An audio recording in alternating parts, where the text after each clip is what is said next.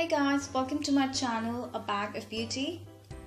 In this video, I'm going to show you how to make yogurt cucumber face pack. This pack is great for sensitive skin. For this, all you need is yogurt and cucumber. Grate the cucumber and you'll get this kind of pulp. So we're going to take a spoon of cucumber, grated cucumber. Cucumber is known for its cooling and soothing effect. This fleshy fruit is also useful in reducing the skin tan. To that we are going to add 1 teaspoon of yogurt. Mix it well.